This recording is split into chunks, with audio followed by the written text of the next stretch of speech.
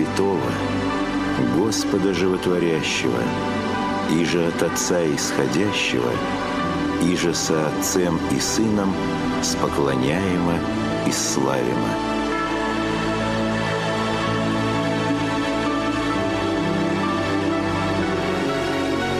Второй Вселенский собор.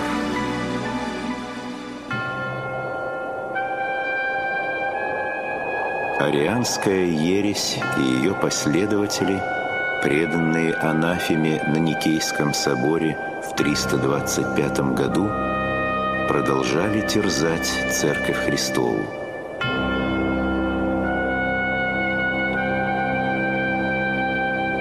После смерти Ария его лжеучение распространилось по всему Востоку.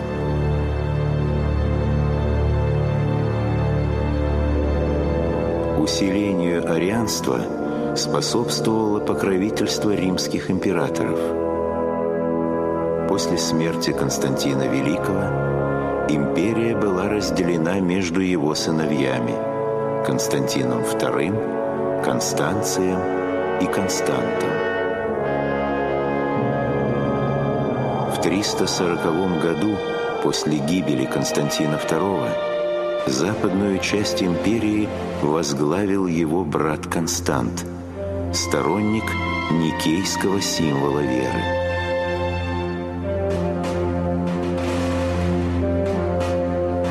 Однако сменивший его Констанций объединил империю и дал арианам полную свободу. В 363 году, после смерти гонителя христиан императора Юлиана, ариане вновь попытались завоевать господствующее положение в церкви, но они уже не обладали той силой, какую имели при императоре Констанции. В 378 году престол на западе Римской империи наследовал Грациан, на востоке – Феодосий Великий. В этот период православную церковь терзали новые ереси. Наиболее опасными среди них были лжеучения епископов Лаудикийского Аполлинария и Константинопольского Македония.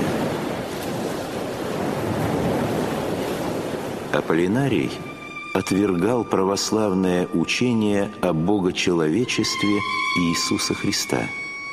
Еретик говорил, что Христос, воплотившись, принял не полное человеческое естество, но только душу и тело, а человеческий дух заменялся у него божеством.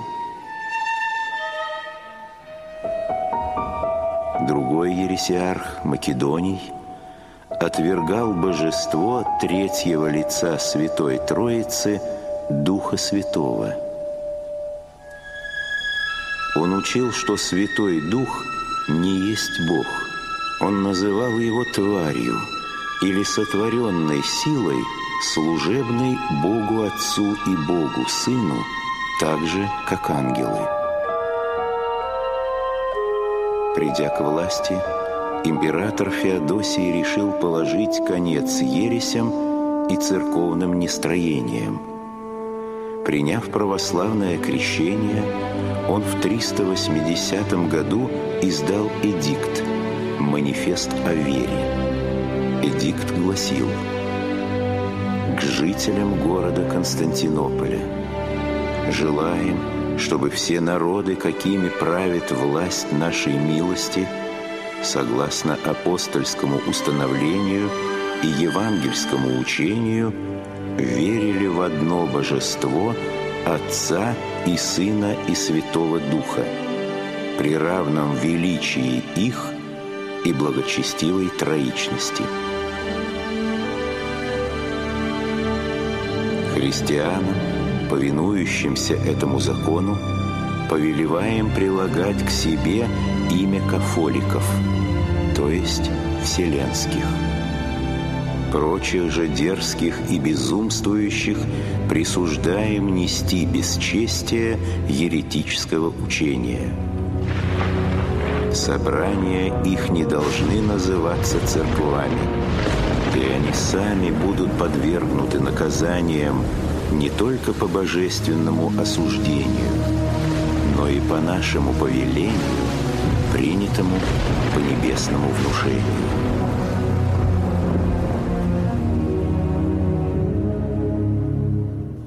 Для точного определения догматов православной веры и умерения всей церкви император Феодосий решил созвать в 381 году в Константинополе Второй Вселенский собор.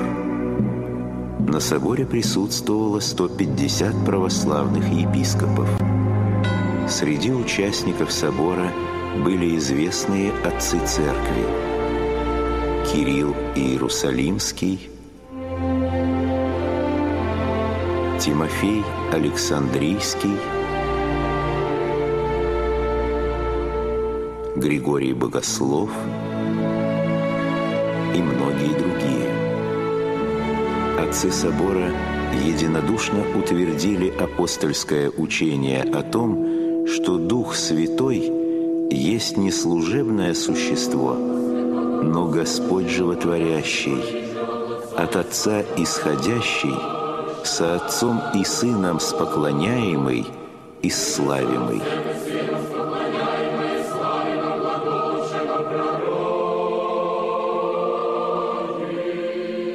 Ереси Аполлинария и Македония и прочие лжеучения были осуждены и отвергнуты.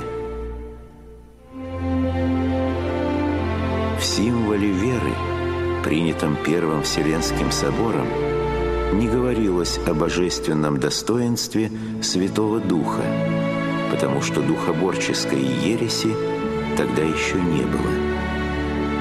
Теперь же на Втором Вселенском соборе отцы церкви дополнили никейский символ веры 5 пунктами, в которых излагалось учение о Святом Духе, о Церкви, о таинстве крещения, о воскресении мертвых и жизни будущего века.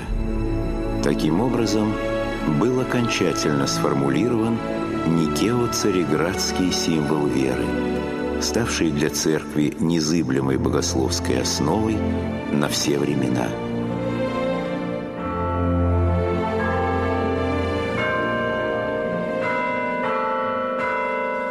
Собор установил формы церковного суда, определил принимать в общение через таинство миропомазания раскаявшихся еретиков, которые крестились во имя Святой Троицы.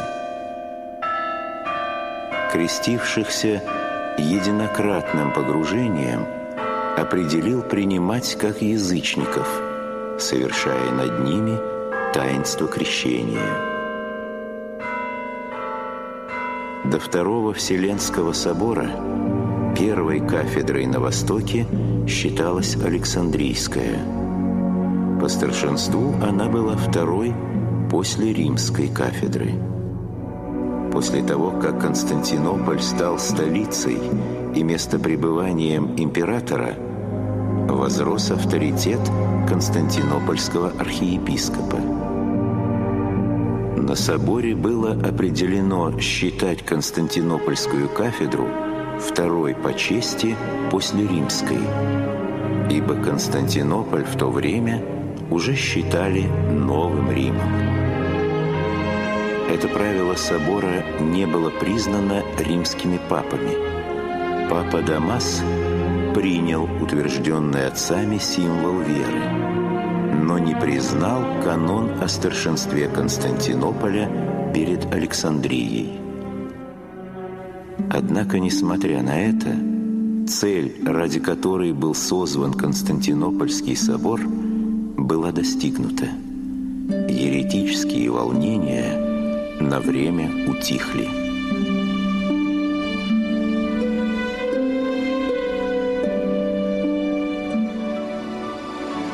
Блажен, кто всегда служит истине.